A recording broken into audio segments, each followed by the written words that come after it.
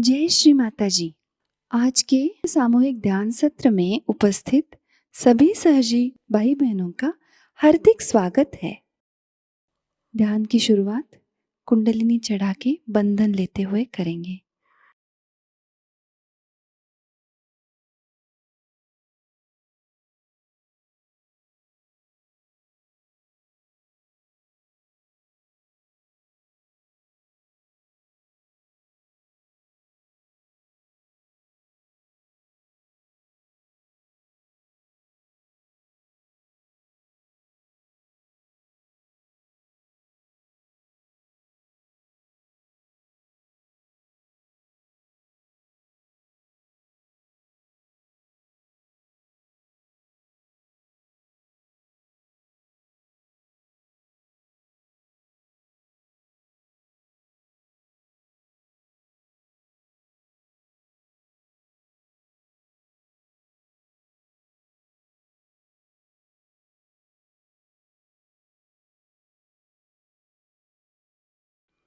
तीन महामंत्र और श्री गणेश मंत्र।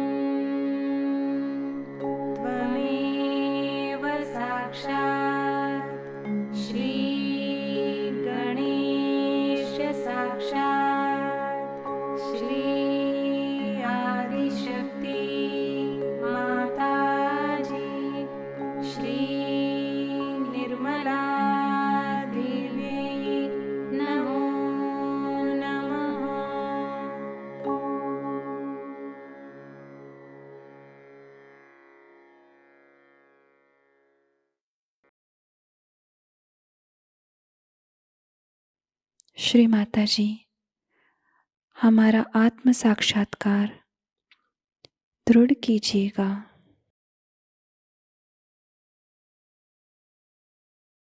पूरा चित्त हमारे सहस्त्रार में ही रखेंगे।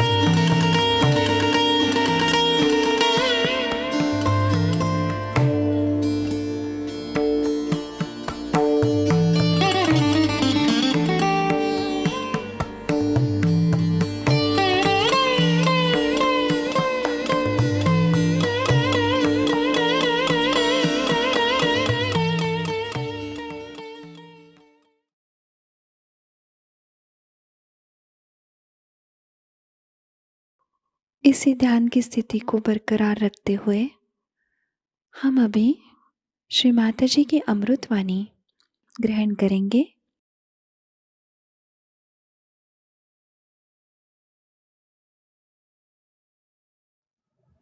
जिस शक्ति को आप इस्तेमाल कर रहे हैं उसको रीफिल कर लेते हैं।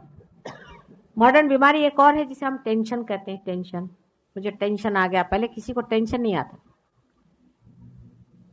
सबको टेंशन आना ही हुआ कि आप निकले पुरानी दिल्ली से माता जी के प्रोग्राम में जाने का। आप 6:30 पहुंचना ही चाहिए, पहले सीट पे बैठना ही चाहिए। देर से जाएंगे कोई हर्ज नहीं, देर से भी आए तो वो समय आपका आने का था, आ गए, कोई बात। ऐसी कौन सी आफत मची हुई भाई, मुझे कहाँ जाने का और आपको कहाँ जाने का। आराम से बैठेंगे, 2-4 बातें करेंगे, चलो हो गया सहयोग पूरा। कौन सी आफत मचाने की चीज है, कोई। इतने सरल सहज आराम से बैठिए, वैसे ही आपको सहयोग प्राप्त होगा।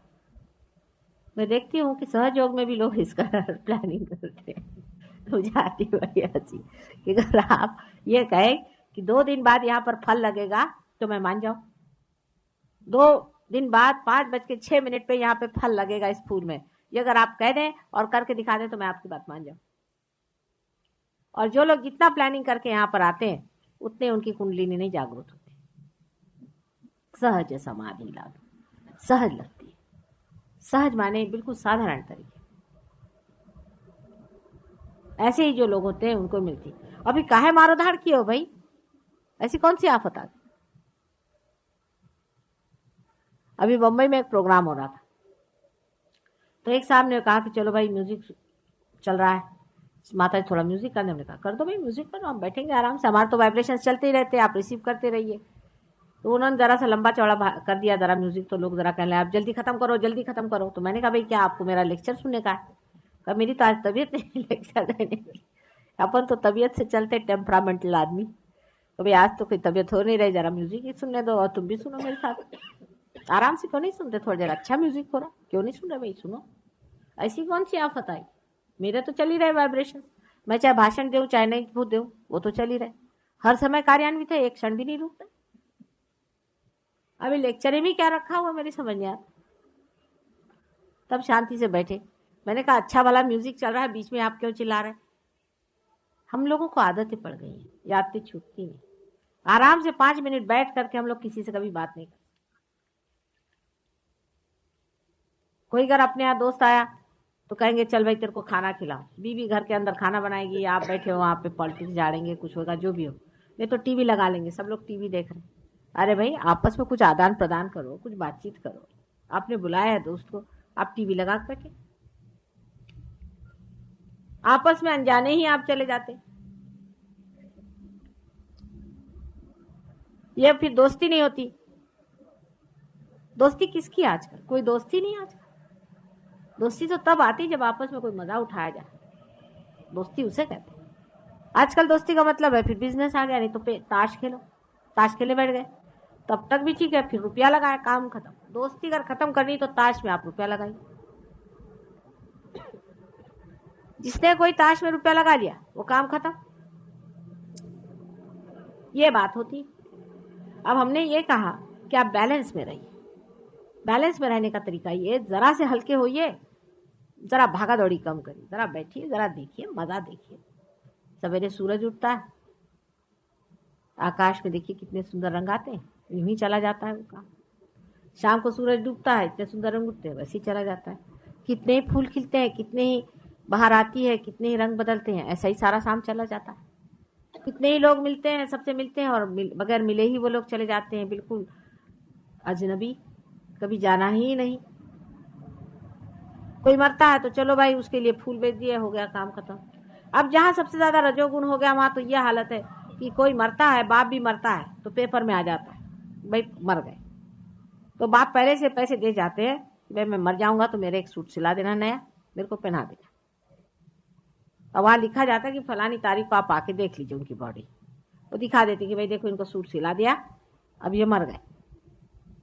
और सब लोग आते हैं, उसमें एक एक फूल चढ़ा दिया, जो भी हो चले गए अपने घर को। ये वहां हालत, कोई आदान प्रदान नहीं, कोई दोस्ती नहीं, कोई फ्रेंडशिप नहीं, कोई पहचान नहीं, कुछ नहीं, आए वैसे चले। नानी के घर आप जाइए वहां पर तो नानी कहेगी कि पहले तू मेरे टेलीफोन के 2 पैसे दे, तब तू घर में पैर रख। तुमने उस दिन टेलीफोन किया था, उसके 2 पैसे नहीं देते, पहले वो 2 पैसे दे। सारी चीज यही हो गई। इस तरह के आर्टिफिशियल जीवन में भी इम्बैलेंस आ जाता है, क्योंकि आर्टिफिशियलिटी के साथ रहना पड़ता है। किसी के घर जाइए, साहब खाने पे बुलाते हैं, 8 बजे के घर 8:30 बजे हो गए तो माँ चीखना शुरू कर दिया कि अपने घर खाने को नहीं मिलता है साहब। देर हो गई तो कौन आफत आ गई, आ गए 8:30 आए चाहे 9 बजे आ गए, क्या हो, आओ बैठो आराम करो। पंक्चुअलिटी चाहिए, पंक्चुअलिटी काहे की नहीं चाहिए इतनी ज्यादा, जरूरत से ज्यादा करने की पंक्चुअलिटी जरूरत है। हाँ पंक्चुअलिटी एक ही चीज में होनी चाहिए कि अपने अंदर जो परमात्मा का कॉल है उसकी और पंक्चुअलिटी होनी चाहिए। इस वक्त परमात्मा ने हमें याद किया है, फौरन ध्यान में चले जाओ, वाइब्रेशंस आ रहे हैं, फौरन ध्यान में चले जाओ। उस मामले में नहीं है पंक्चुअलिटी हमारे अंदर। इससे क्या होगा, पंक्चुअलिटी से हुआ क्या, जिन देशों ने बहुत पंक्चुअलिटी रखी उन्होंने क्या अचीव किया, यही सुसाइड। पंक्चुअलिटी से वो लोग सुसाइड करते, सुसाइड का भी टाइम लिखते। हमारे यहाँ पंक्चुअलिटी पहले होती थी वो इस तरह से कि हम लोग पंचांग देख करके पंक्चुअलिटी बनाते थे, ये मुहूर्त अच्छा है, इस मुहूर्त पे ये कार्य करने से अच्छा, ठीक है। उसमें तो कुछ तो आपने कंसल्ट किया सुपीरियर पावर्स को, परमात्मा के कुछ लेन देन को कंसल्ट किया, लेकिन ये जो बिल्कुल ही हमारी दैनंदिन इस तरह की जो पंक्चुअलिटी और जिस तरह का हम लोगों का बिल्कुल यांत्रिक जीवन हो गया है, जीवन से आप लोग ऊब जाएंगे, परेशान हो जाएंगे, घबरा जाएंगे। वही सवेरे उठना, वही दाढ़ी बनाना, वही मुंह धोना, वही दफ्तर जाना, वही फिर वही घर पे आना, फिर वही बातें, फिर आप लोग घबरा जाएंगे। और घबराहट से फिर शुरू क्या होगा? वही चीज जो वहां हो रही है, गांजा और क्या LSD, और उससे भी नहीं तो हमेशा बेहोश रहना, मतलब पलायनवाद। भागो, इस दुनिया में जीने की क्या जरूरत है। जब मनुष्य जीवन में बोर हो जाता है तभी वो इन पलायनवादी जीवन को खोजता है। मनुष्य बोर इसलिए होता है क्योंकि वो अपने को जानता नहीं। जब अपने को जानता है तो मस्ती चढ़ती है उसको, क्योंकि आप अपने अंदर इस कदर सुंदर, इतने व्यवस्थित, इतने मधुर हैं कि आपको फिर कोई जरूरत नहीं किसी की। आप अपने साथ बैठे रहते हैं, बड़ा मजा आता है। जब आप अकेले होते हैं तब सबसे अच्छे रहते हैं आप। बड़ा मजा आता है, अपने ही जीवन को देखते रहते हैं, अपने ही अंदर, अपने ही स्वर्ग को देखते रहते हैं। हाँ, जब दूसरों से मिलते हैं तब ये लगता है कि इनमें भी ये स्वर्ग जागे, ये भी हमारे साथ इस स्वर्ग में हमारे साथी हो। जैसे दो शराबी बैठ जाते हैं तब उन्हें मजा आता है, अकेला कोई पीता नहीं।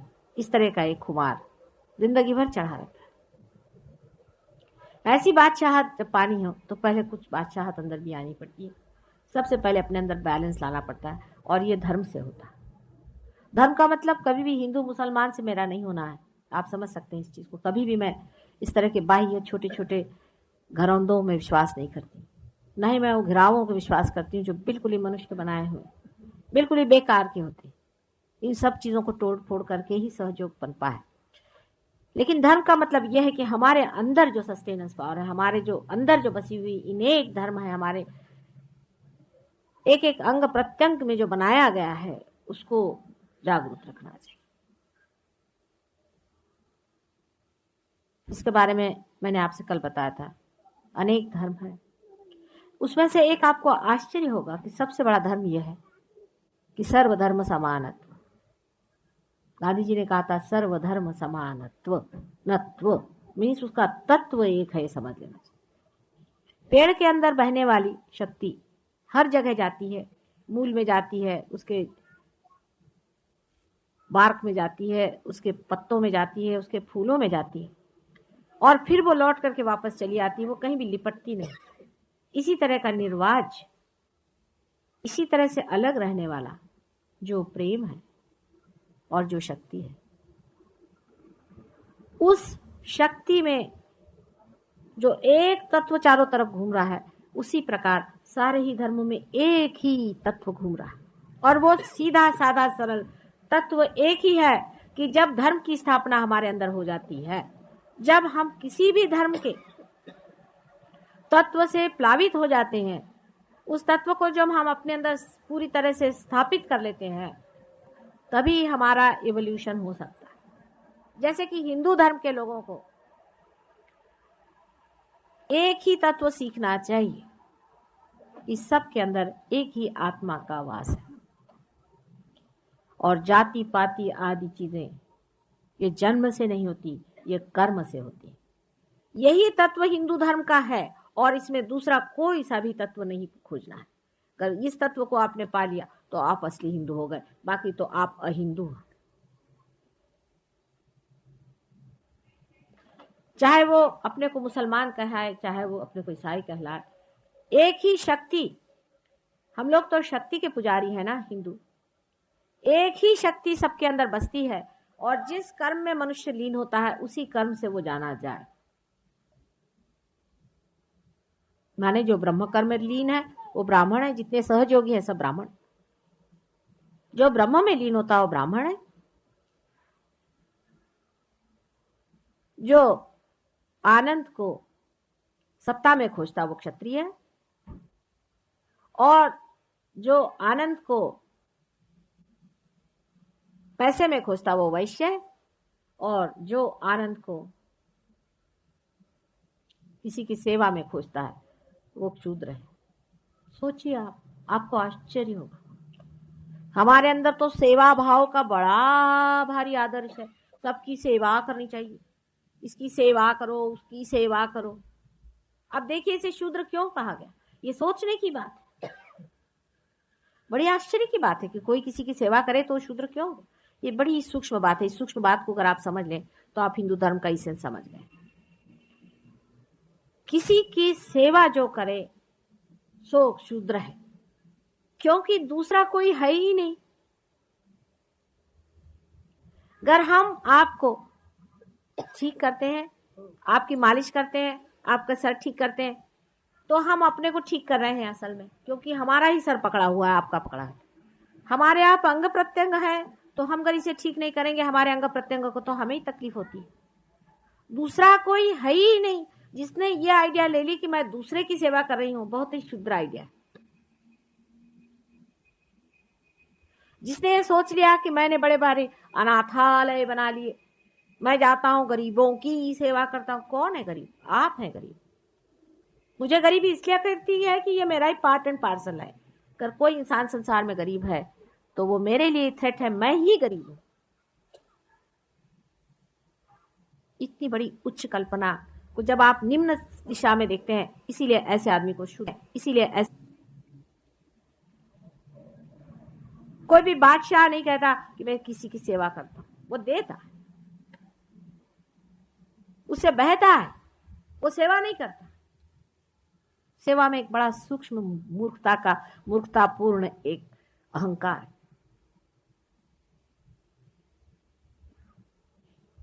किस पे उपकार आप करने जा रहे हैं? ये सब आपके अंग प्रत्यंग शरीर में है। और इसीलिए सहयोग में जब आप कलेक्टिव कॉन्शियसनेस में आ जाते हैं तो आपको आश्चर्य होता है कि किसी की विशुद्धि चक्र में पकड़ है, अगर कोई बीमार है तो आपका भी पकड़ता है। आप कहते माँ इसका विशुद्धि पकड़ रहा है, जल्दी छुड़ाओ, क्योंकि आपसे रहा नहीं जाता है, वो आपका अंग प्रत्यंग बन जाता है। और आप कहते नहीं माँ देखो इसका पकड़ रहा है, मतलब ये कि आपका खुद पकड़ रहा है। देखिए आप कितने एकाकार हो जाते हैं उससे। ये सिर्फ लेक्चर की बात नहीं होती कि हाँ सब धर्म एक है, हिंदू मुसलमान पारसी ईसाई सिख सब एक है, ये कहने की बात नहीं होती, वो होता ही है। कोई भी आदमी आपके सामने, आप कहेंगे माँ देखिए इसका ये पकड़ रहा है, और आपकी उंगली में पकड़ रहा है, पकड़ आपकी उंगली रही है, आप कह रहे इसका पकड़ रहा है। जैसे आपने अपनी उंगली ठीक कर ली, वो भी ठीक हो गया, आप भी ठीक हो गए। ये बड़ी सूक्ष्म से सूक्ष्म बात, इसकी सूक्ष्मता को वही पकड़ सकता है जिसमें सूक्ष्म बुद्धि है। इसलिए जो आदमी ऐसा कहता कि मैं बड़ा संसार में उपकार करता हूँ और मैं बड़ी मिठाइयाँ बांटता हूँ और मैंने लंगर खोल रखे हैं, वो महामूर्ख और शूद्र है। किसी पे भी उपकार करने का मनुष्य को कोई अधिकार नहीं। उपकार तो एक ही करता है, परमात्मा, और वो भी अपने ही ऊपर उपकार कर रहा है, किसी दूसरे पे नहीं।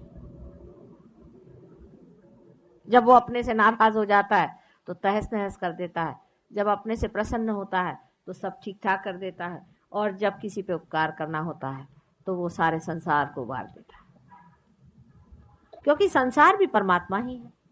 विराट के अंग प्रत्यंग में सारा संसार है। जैसे समझ लीजिए कि अगर ये लाइट है परमात्मा की, और उसके सामने अगर विराट का चित्र है, तो इससे जो प्रोजेक्शन बाहर आ रहा है स्क्रीन पे, वही सारा संसार है। अब अगर इस विराट में कोई तकलीफ है तो वो वहां भी दिखाई देगी, अगर वहां कोई तकलीफ है तो वो यहां दिखाई देगी। उसको ठीक किए बगैर विराट ठीक नहीं होने वाले, उनकी तबीयत ही नहीं ठीक होने वाली, ना उन्हें आराम मिलने वाला। ये मैं आपसे सच कहती हूँ। आपको आश्चर्य होगा, एक बार मेरे पैर में लगी चोट, तो हमारे साथ एक डॉक्टर थे, उनका मैं माता जी आपको वाइब्रेशन देते। मैंने कहा अच्छा बेटे जो तो वाइब्रेशन। जैसे उन्हें मैंने पैर पे हाथ रखा, उन्होंने धड़ धड़ वहां से वाइब्रेशन आने लगे। मतलब जब कभी चोट लग जाती तो वहां से डबल वाइब्रेशन आती, अगर मैं थक जाती हूँ तो मैं से ट्रिपल वाइब्रेशन आती, जब मैं बीमार हो जाती हूँ वहां से ऐसे वाइब्रेशन आएंगे जैसे आप सब लोग बीमार हैं। समझ लीजिए बहुत से लोग दिल्ली शहर में बीमार हैं फ्लू से, तो मुझे भी फ्लू हो जाएगा, और उसमें से जो वाइब्रेशंस निकलेंगे उस वक्त वो आपके फ्लू को ठीक करेंगे, और जब वो निकल जाएंगे तो मैं भी ठीक हो जाऊंगी। क्या अजीब सी चीज है, देखिए है ऐसी चीज, यही होता है। ये बड़ी सूक्ष्म चीज है, और इसे आप समझें और इसे आप देखें और इसका साक्षात्कार करें। आप में से ऐसे भी यहाँ लोग हैं कुछ जिन्होंने बात देखी, ऐसा ही होता है। जैसे कि समझ लीजिए कोई एंटीबॉडीज अंदर में तैयार होती हैं और वो बहने लग जाती है। इसलिए हमारे संतुलन में जो हमने पहले ही से कहा है, सबसे बड़ी चीज है कि हमें धर्म के तत्व समझ लेने चाहिए।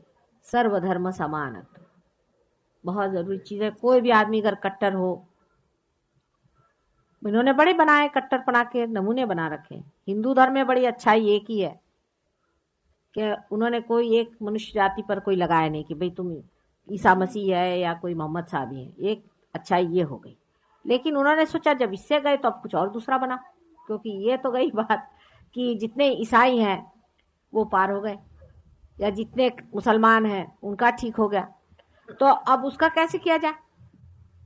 तो वो कहते हैं कि अच्छा ठीक है, इसका अगर नहीं हो रहा तो दूसरा इलाज बना। तो क्या इलाज उन्होंने बनाया कि चलो जाति पाति बना दो। आदमी ऐसा है, किसी चीज से बाज नहीं आता। ईसाई लोग कहेंगे कि बस ईसा मसीह एक आए थे दुनिया में और कोई नहीं आए। वो ईसा मसीह भी काफी उनके मुंह में बातें डाल दी, लेकिन ईसा मसीह ने खुद ही कहा कि those who are not against me are with me. अब हु आर दोज? मोहम्मद साहब ने भी खूब कहा है, बहुत बार कहा है, आप अगर पढ़े उसको कि बहुत से पैगंबर आए। तो इन लोगों ने कहा कि अब इनके बाद कोई पैगंबर ही नहीं आएगा, ये लगा दिया इन लोगों ने। क्राइस्ट ने कहा कि I am the light, I am the path. तो उनका ठीक है, he is the light, he is the path, but who is the destination, who is the beginning? भाई लाइट है, पाथ है, उसकी और भी तो चीजें हैं, आगा पीछा भी है उसका। कृष्ण ने कहा कि सर्वधर्माणाम परित्यज्य मामेकम शरणम व्रज। तो लोग कहते हैं कि हाँ आप सब लोग हिंदू हो जाइए, इसका मतलब ये। आप सोच, इतने जड़ हम लोग हैं, जिसने जो कहा उसको बड़ा ही जड़ कर दिया। हर एक तत्व को जड़ करने में मनुष्य बहुत होशियार हो जाता है, और इसीलिए जितनी भी सूक्ष्मता है खोती गई है। आपको कुंडलिनी के बारे में मैंने कल सब चक्रों के बारे में बताया था। कुंडलिनी क्या है, वो किस तरह से उठती है, कैसे चढ़ती है, क्या बात है। कुंडलिनी सूक्ष्म शक्ति है। वास्तविक सदाशिव की शक्ति हमारे सर पे हमेशा विराजमान रहती है, और सदाशिव की शक्ति जो है ये ब्रह्म शक्ति है।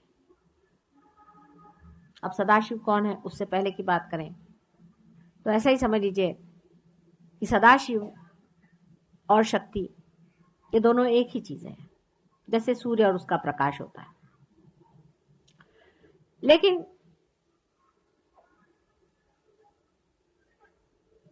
क्रिएशन जब करने का हुआ, अनेक बार हुआ क्रिएशन, एक बार नहीं अनेक बार हुआ, तब सदाशिव और शक्ति अलग हट गए, दो अंग हो गए उसके। शक्ति ही कार्य करती है, सदाशिव जो है वो सिर्फ साक्षी स्वरूप देखते हैं शक्ति का कार्य। शक्ति कार्यान्वित होती है।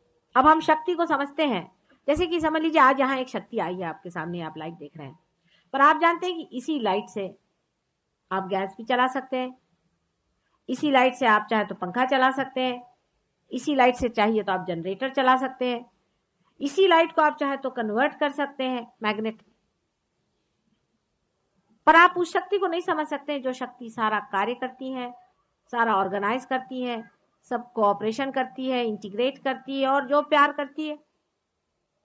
आप कोई ऐसी शक्ति नहीं समझ सकते हैं कि जो प्यार करती है और प्यार में ही सारा कार्य करती है, प्यार से ही हर एक चीज जानती है और कार्य करती है। ऐसी शक्ति आप नहीं समझ सकते। उसी शक्ति की मैं बात कर रही हूं, और वो शक्ति सारे ही शक्तियों का समूह है। उसी में इलेक्ट्रिसिटी है, उसी में मैग्नेटिज्म है, उसी में लाइट है, उसी में सारे एलिमेंट्स है। अब आप यहां देखिए कि जो हमने चित्र बनाया विराट का, इसके सर पे सदाशिव की शक्ति है, और सदाशिव का पीठ भी है, इसलिए उनकी वहां शक्ति है। इसके 3 अंग हो जाते हैं। आप देखिए ऊपर से हमने बताया, वहां से जब टूटती है, एक ऐसी आती है, एक ऐसी आती है और एक बीच में से आती है। और एक जो सदाशिव स्वयं है शक्ति आती है, और जो स्वयं सदाशिव है उनका असर हृदय में आता है शिव के रूप में। ये जो 3 शक्तियां हैं इनको महाकाली, महालक्ष्मी, महासरस्वती, ऐसे 3 शक्तियों के नाम से कहा जाता है। अब अंग्रेजी में इसका कोई नाम नहीं है, मैं नहीं जानती अंग्रेजी में इसे क्या कहा जाता है। आप कहेंगे बहुत ही आउट ऑफ डेट चीज है, क्योंकि जो कुछ सनातन है वो अपने देश में आउट ऑफ डेट हो गया, और जो अंग्रेजों का है वो सबसे बेस्ट हो गया। जब अब ये सहयोग हमारा इंग्लैंड और अमेरिका से यहाँ आएगा तब लोग समझेंगे। हम लोगों को सीधे समझ में बात नहीं आती, जब इंग्लिश लोग सहयोग आपको मेरे पे लिख ही रहे हैं, 2 आदमी, एक इंग्लिश लिख रहे हैं, एक फ्रेंच लिख रहे हैं। जब ये चिट्ठियां लिख के आएंगे तब यहाँ के लेडीज और यहाँ के जेंटलमैन जो हैं, जो कि सिवाय टेल कोट के बाकी सब अंग्रेज हैं, वो समझेंगे, लेडीज एंड जेंटलमैन, क्योंकि हिंदुस्तानी यहाँ बहुत कम। सभी वो ही लोग हमारा अभी तक गाइडेंस कर रहे हैं। इनका नाम महाकाली, महा सरस्वती और महालक्ष्मी ऐसा है। लेकिन संस्कृत भाषा की विशेषता यह है कि एक एक अक्षर मंत्र है। देवनागरी लिपि में एक एक जो हम अक्षर जो अक्षर नहीं होता, जितना हमने अ आ इ जो कुछ है वो सारा ही इस कुंडलिनी में घूमने वाला शब्द है। वहां वो शब्द निकलता है। मनन में हम लोगों ने इन शब्दों को सीखा है और तब लिखा है। अंग्रेज लोग कहते हैं कि मगर जैसा बोलते हैं, ऐसा हमने एम सीखा। मगर फगर से हमारा कोई मतलब, इन्होंने जानवरों से भाषा सीखी, हमने मनुष्य के अंदर बहने वाली कुंडलिनी से भाषा सीखी है। जब कुंडलिनी ऐसे घूमती है तो आवाज वो करती है श स स। यहाँ पर नीचे में हर जगह उसके अलग अलग शब्द है। जैसे यहाँ हम 2 शब्द आते होते हैं, वो जो हम जिसे ओम कहते हैं, जिसे हम ओम करके लिखते हैं, ओ जैसे जो लिखते हैं, जो आप जिसे लिपि में ओम लिखते हैं, वो यहाँ आप देख सकते हैं कि यहाँ पर ओम ही जैसा जब कुंडलिनी जागृत होती है तो यहाँ जब उस पर लाइट पड़ती है तो ये जो चक्र है यहाँ पर ओम ऐसा ही लिखा होता है जैसे आप लिखते हैं। और जो अ आ ई जो भी लिखा है आप लिखते हैं देवनागरी में, संस्कृत भाषा में, वो भी हमारे अंदर जब कुंडलिनी वहां पर आघात करती है, जिस वक्त उसके निनाद होते हैं, तब वो निनाद और उसका लिखना भी घटित होता है। इतनी बारीक चीज है। क्या आपकी संस्कृति है और कहाँ से आई है, जो सारी मननों से उतरी हुई है। कोई हम लोगों ने बाहर से सीखी हुई आर्टिफिशियल चीजें नहीं है। लेकिन संस्कृत भाषा तो हमारे यहाँ लोग पंडितों की, मूर्खों की और गधों की हो गई, जिनको कि उसका उच्चारण भी नहीं आता, जो उसके इसेंसेस को नहीं समझते। क्योंकि हम तो सब अंग्रेज हैं, शेली एंड कीट्स पढ़ते रहते हमेशा। ये भाषा हमारे अंदर उत्पन्न होती है और लिखित होती है। एक एक अक्षर में लिखने में अर्थ होता है। ओम कैसा बना, उस पर ओम कैसा बना, जब याद किस तरह से ओम की रचना होती है, बिल्कुल ओम ही लिखा। मैं ऐसी उंगली घुमा रही हूं, आपका भी आज्ञा घूम रहा है। इतनी साइंटिफिक चीज है क्योंकि इसका संबंध रियलिटी से है। इससे बढ़ के और कौन सी चीज साइंटिफिक हो सकती है।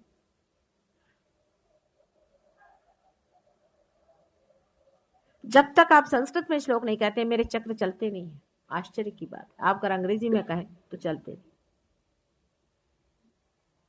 सिर्फ आज्ञा चक्र पे ही जो ईसा मसीह की जो उन्होंने अपनी लिखी है, क्योंकि यहाँ ईसा मसीह का स्थान है, उस पर उनका जो हिब्रू में जो उन्होंने लिखा हुआ है लॉर्ड्स प्रेयर, वो चलता है। पर इंग्लिश में भी गए तो चल जाता है।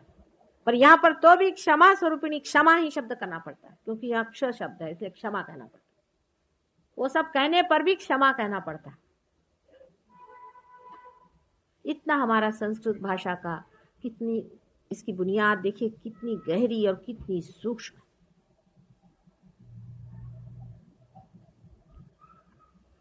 तो इस 3 चक्रों, 3 जो अपने मैंने बताया, महाकाली, महालक्ष्मी, महासरस्वती, ऐसी 3 शक्तियां हमारे अंदर में है। इनको ही ऐम रीम क्लीम ऐसे कहते हैं, क्योंकि इनका निनाद ऐम रीम क्लीम ऐसा होता है। रीम रा रा, ये एनर्जी का शब्द है। रा जैसे राधा, रा माने एनर्जी, धा माने धारने वाली, राधा राम। कृष्ण, कृष्ण का अर्थ है, मैंने आपसे बताया था, कृषि से आता है। अब कृ शब्द, कृष्ण कहते ही साथ विशुद्धि चक्र एकदम असर कर गया। कृष्ण ही शब्द कहना पड़ेगा, क्योंकि कृष्ण जो है ये बिल्कुल यहीं पे इसका संबंध है, विशुद्धि चक्र से ही संबंध है, तो कृष्ण ही उनका नाम हो सकता है। कितनी साइंटिफिक चीज है बताइए आप, और कितनी सूक्ष्म चीज है। लेकिन सहज योग हमारा प्रेम का मार्ग है, और प्रेम में इतनी गहराई नहीं देखने की जरूरत। एक ही अक्षर प्रेम का पढ़े सो पंडित होए, यह हमारा सहज योग है। कोई जरूरत नहीं कि आप बड़े पंडित होइए। पढ़ी पढ़ी पंडित मूर्ख भाई, तो पंडितों से तो भगवान बचाए। जो पंडित यहाँ आए पढ़ लिख करके, उनसे तो भगवान बचाए। कहने लगे कि साहब हम तो सारा गुरु ग्रंथ साहब हमने रटा हुआ। हमने कहा अच्छा क्या रटा? वही जो आप कहते वही कहते। मैंने कहा क्या कहते? यही कि मन में ही खोजो। तो मैंने तुम तो रटा रखा है भाई, तुमने तो खोजा नहीं ना। खोजना चाहिए।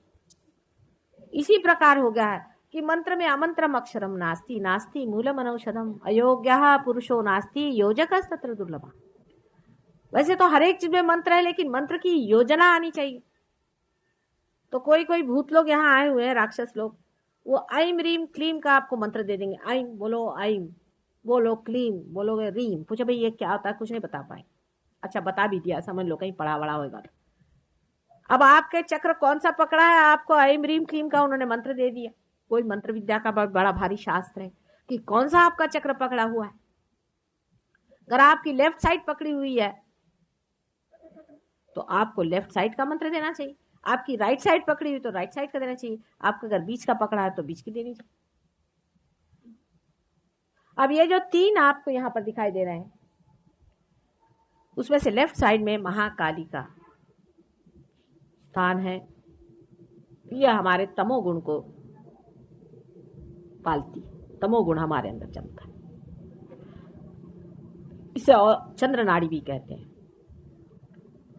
आप देखिए कि पृथ्वी की रचना भगवती ने कैसे की।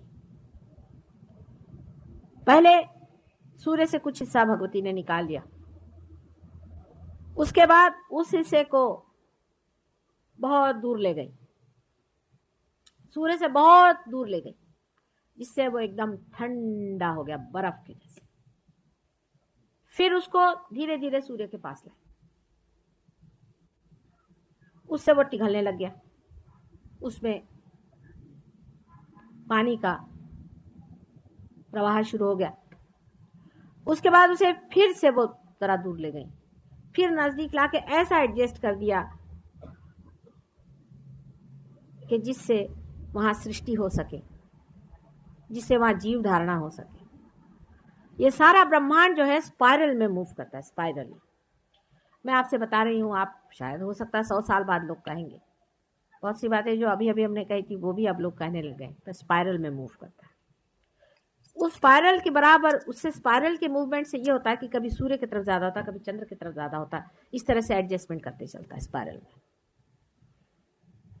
तो सूर्य नाड़ी और चंद्र नाड़ी हमारे अंदर दो नाड़ियां हैं। राइट साइड में जो नाड़ी है उसे सूर्य नाड़ी कहते हैं, और चंद्र नाड़ी को, जो कि हमारे अंदर बसती है मनुष्य के अंदर, इसे चंद्र नाड़ी को ईड़ा नाड़ी कहते हैं। इसमें भी बड़े घोटाले हैं, मैं देखती हूँ इतना कंफ्यूजन है, इतना कंफ्यूजन। और राइट साइड में जो नाड़ी है उसे पिंगला नाड़ी कहते हैं। राइट साइड की नाड़ी जो है सूर्य नाड़ी है, लेफ्ट साइड की नाड़ी चंद्र नाड़ी। इन दोनों का जब संतुलन आप साधते हैं तब आप बीचों बीच आ जाते हैं। एक एक्सट्रीम में कोई गए तो पेंडुलम जैसे एक जगह गए तो दूसरी जगह फिर जाना शुरू होता है। जैसे कि मैंने बताया था, जहां रजोगुण बहुत ज्यादा हो गया है प्रदेशों में, तो उन्होंने तमोगुण में आने की शुरुआत करी। माने जो बहुत ज्यादा बढ़ गए तो उसके बाद सुसाइड शुरू हो गए, तमोगुण में आना, और नहीं तो शराब पीना और फिर गांजा और इस तरह की चीजें, जिससे बैलेंस आ जाए। उसका एक पेंडुलम इधर गया तो उधर से उधर दौड़े, उधर से उधर दौड़े। बीचों बीच सत्वगुण है, बिल्कुल मध्य में। देख रहे हैं ना आप, एकदम मध्य में।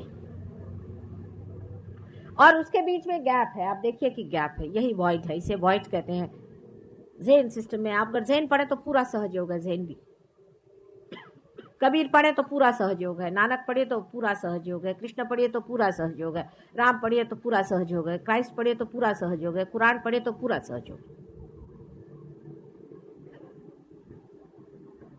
सब सहज ही योग है। कहने का ढंग शायद अलग हो जाए, पर मजा आएगा वही। ये जो बीच का वॉइड है यही भवसागर है। और इसमें उठने के लिए कोई सीढ़ी नहीं है। समझ लीजिए कि 2 ऐसी सीढ़ियां लगी हुई हैं, लेकिन बीच वाली सीढ़ी आधी लटक रही,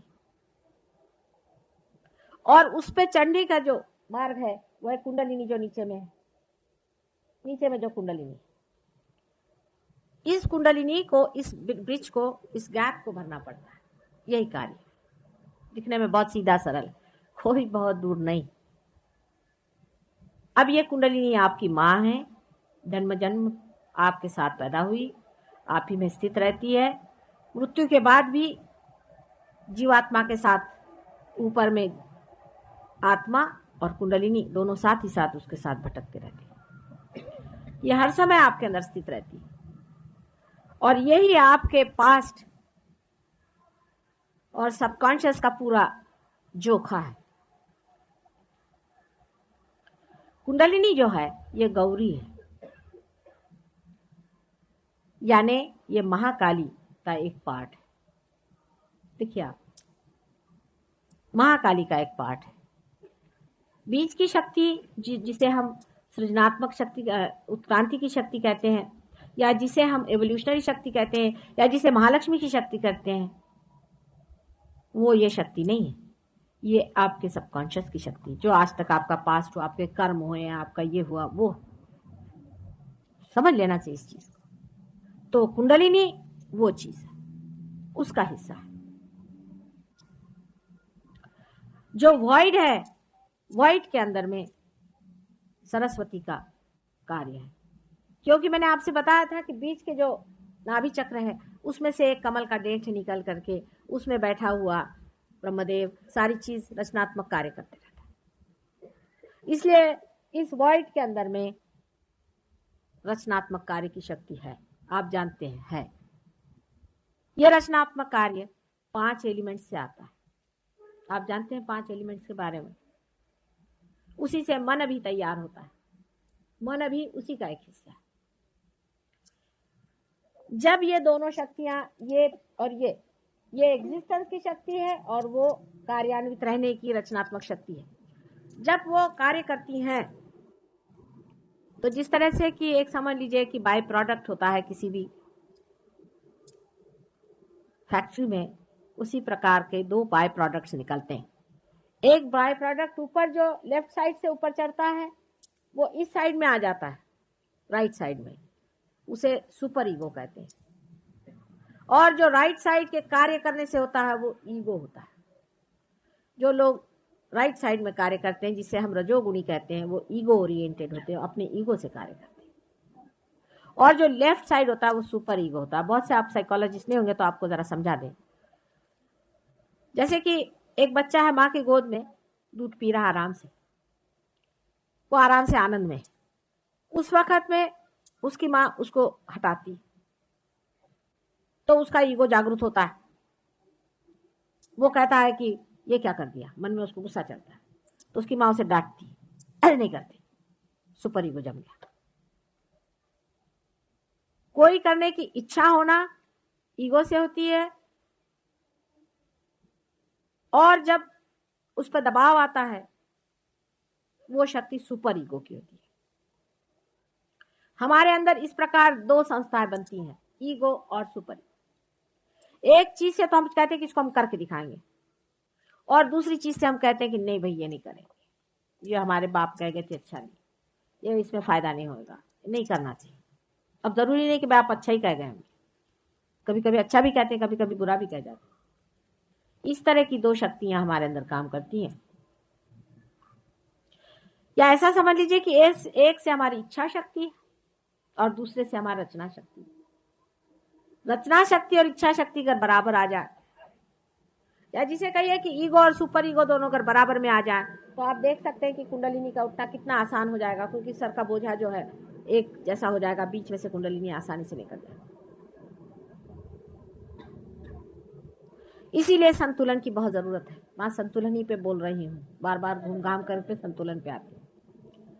अगर आपके अंदर संतुलन नहीं है तो कुंडलिनी जागृत होकर के ब्रह्मरंध्र से नहीं निकलेगी। संतुलन का एस्टैब्लिश होना बहुत जरूरी है, और उस संतुलन के लिए ही मैं आप लोगों से कहती हूँ कि आप लेफ्ट से राइट पे डालिए, क्योंकि ईगो यहाँ पर बढ़ गया। समझ लीजिए पूरा ईगो है, यहाँ के बलून ईगो ने दबा दिया है सुपर ईगो को नीचे।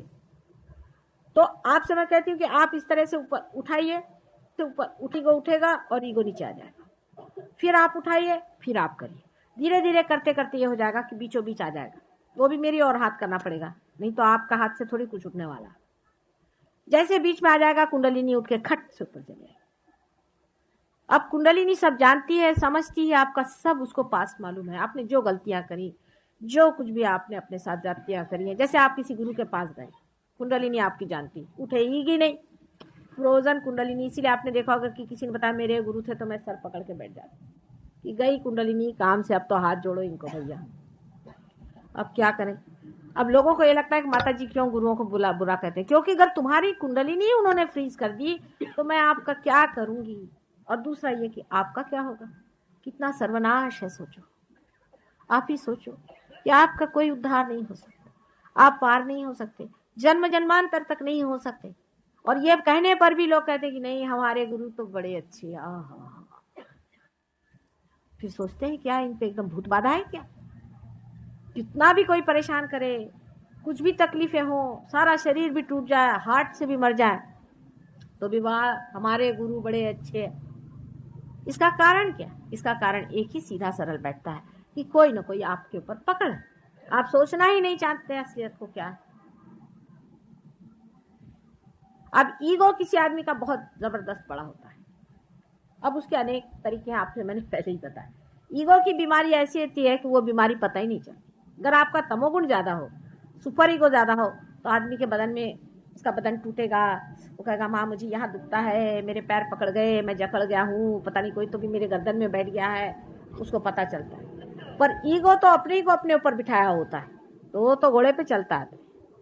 वो तो उसके पास आप जाइए तो मेरे को लेक्चर देना शुरू करता है। मैंने कहा अच्छा भैया, अभी गई थी मैं कोई मिनिस्टरों के पास में, उन्होंने मेरे को लेक्चर देना शुरू कर दिया। इधर आप लोग का प्रोग्राम होने वाला तो उन्हीं का मैं लेक्चर अभिभूत सुनती रही। मैंने कहा वाह भाई वाह, ये रोज लेक्चर देते हैं, अभी इनको एक मैं ही चाहिए थी लेक्चर सुनाने के लिए। अच्छा भाई सुना लो, तुम्हारा भी मन हो जाए, इधर तुम लोग बैठे रह गए, मैं वहीं बैठे रह। ऐसा चलता है। इसलिए ईगो ऐसी चीज है, इसको अहंकार एक बार हो जाए उसको समझाना बहुत मुश्किल होता है। सूक्ष्म अहंकार भी बहुत होते हैं। जैसे किसी ने कुछ पढ़ लिख लिया तो मेरा तो इस पे विश्वास ही नहीं, माता जी की कुंडलिनी उठती है। अब साहब आपका विश्वास ही नहीं, मैं तो विश्वास ही नहीं कर सकता। आपका विश्वास किस चीज पर है? आपने क्या जाना, आपने क्या देखा? आप आइए देखिए। और आपका विश्वास नहीं है या है, इससे क्या फर्क पड़ने वाला है भगवान को? आप आए, मुझे पूर्ण विश्वास भगवान पे है। माने आप कहाँ के अफलातून हो गए? अरे ये सृष्टि क्या आपने बनाई थी? क्या आपके बाप ने बनाई? इस पेड़ के नीचे जो बैठे हुए हो ये क्या आपने बनाया था? मुझे पूर्ण विश्वास परमात्मा पे है। इस तरह से जो मनुष्य बातें करता है मुझे आती हंसी। जिसने सारी सृष्टि की रचना की, जिसने सारा संसार बनाया, जिसने आपको बनाया, आपके बच्चों को बनाया, जो चीज संसार में आज जगमगा रही है वो सारे जिसकी कृपा दृष्टि से हो रहा है, उसके ऊपर आप विश्वास करते हैं, बहुत उपकार करते हैं आप उसके। परमात्मा पर अगर विश्वास ही नहीं है तो आपसे बढ़ के अकलमंद कौन होगा? तो को पागल जैसी बातें। बिल्कुल मैं जब पैदा हुई तो मुझे लगता मैं कौन से पागल खाने में आ गई। फिर यह कि हाँ मैं तो सब कुछ जानता हूँ माता, हाँ मैंने पढ़ा था सारी, मैं ये किताब पढ़ के आया उसमें ये था। अब किताब कहीं भी किसी भी छाप खाने में आप छपा दीजिए छप जाती, कोई भी छाप सकता है जिसका मन हो छापे। और भगवान के ऊपर अगर कोई छापे तो कोई उसके लिए नियम नहीं है, कोई कायदा कानून नहीं कि उसको पकड़े भाई तूने ऐसे क्यों छाप। अगर कोई कहे भगवान का यह हाल है तो हाँ भाई है, वो कहे कि भगवान का वो हाल है तो है। उसका कोई ऐसा कहीं कायदा है, कोई कानून है जहां आदमी हाथ पकड़े कि खबरदार भगवान पे बोलने वाले तुम कौन होते? हिटलर से लेकर के नेपोलियन से लेकर के सब नहीं भगवान पे लेक्चर जाने, किसी ने छोड़े थोड़ी। सब अपने को सोचते हैं उनको अधिकार भगवान पे लेक्चर देने का। इनसे पूछिए कि तुमको क्या मालूम है भगवान के बारे में बेटे, क्यों बोलते? वाह मैंने इतनी किताबें लिख डाली, मैंने फलाना पढ़ डाला, दिखाना मैंने अमेरिका गया था वहां मैंने इतने लेक्चर दिए, मैंने इसके इतने लेक्चर पढ़ डाले। एक एक एक एक इस तरह से एक तरह का बड़ा सूक्ष्म एग्रेशन है, आप इसको समझ नहीं पाते कि मनुष्य के इंटेलेक्ट पर एक एग्रेशन। बड़ा भारी एग्रेशन है। ये आपको मेंटल फीड्स देते हैं, भगवान की बातें करने लगे, बातें आप सुन रहे, बड़े अच्छे बोलते हैं साहब। वो एक साहब है, क्या भाषण देते हैं, बस सुनते ही रहिए, पता ही नहीं चलता टाइम का, अच्छा मनोरंजन हो रहा है। भगवान पे बोलने का हर एक को अधिकार नहीं, गीता पे बोलने का तो किसी को भी अधिकार नहीं। गीता के लेक्चर होते हैं माता जी, मैं बस गीता के लेक्चर में जरा जाता हूँ, और आपका आज्ञा चक्र पकड़ा पड़ा है, गीता के लेक्चर में नहीं जाऊं। बेटा जो तुमको गीता समझा रहा है वो क्या पार है? पार हुए बगैर आपको धर्म में बोलने का या गीता पे बोलने का कोई भी अधिकार नहीं। जो मनुष्य पार हुए बगैर कोई सा भी लेक्चर देता है वो ऐसा ही है जैसा एक अंधा आदमी आपको रास्ता बताए। लेकिन धर्म में अंधा कौन है, देखता कौन है, ये जानने का भी कोई मार्ग ही नहीं।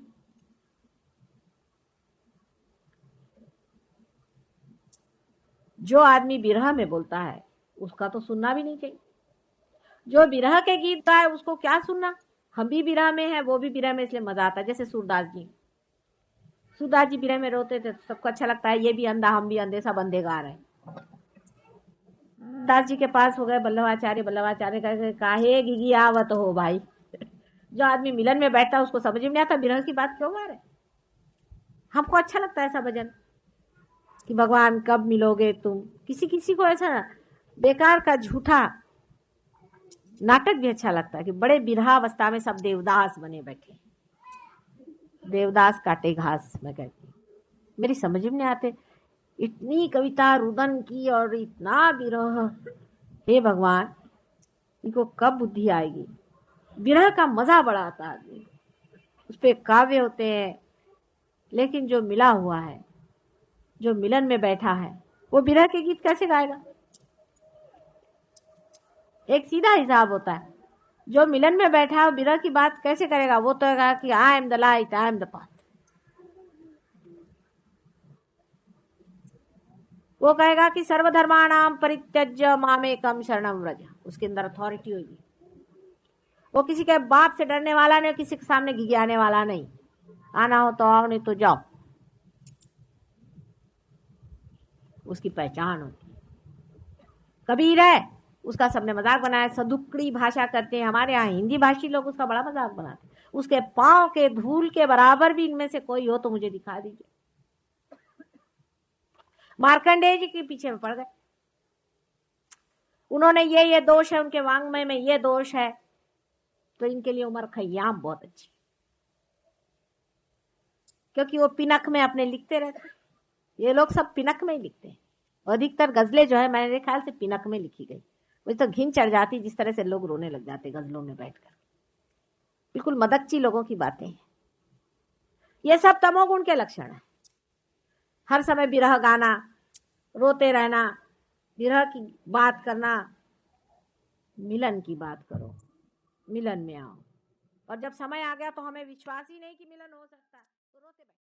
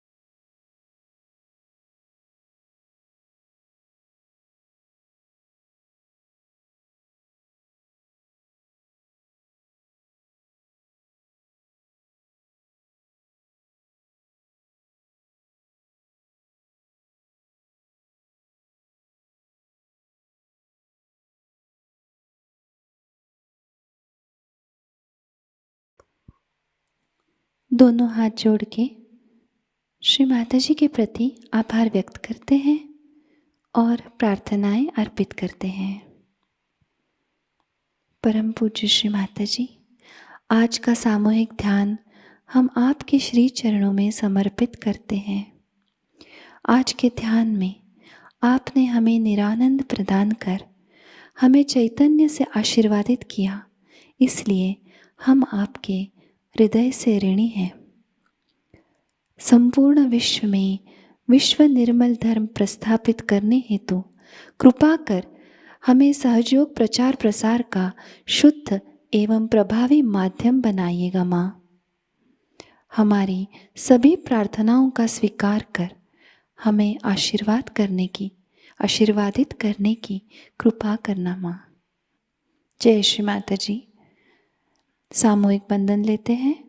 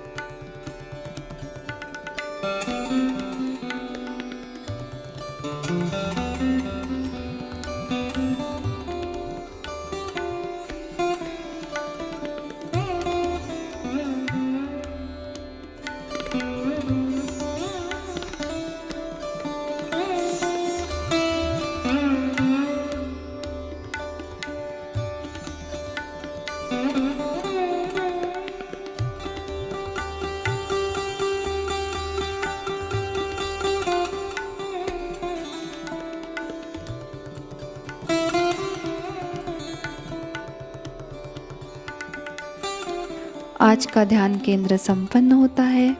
जय श्री माता जी।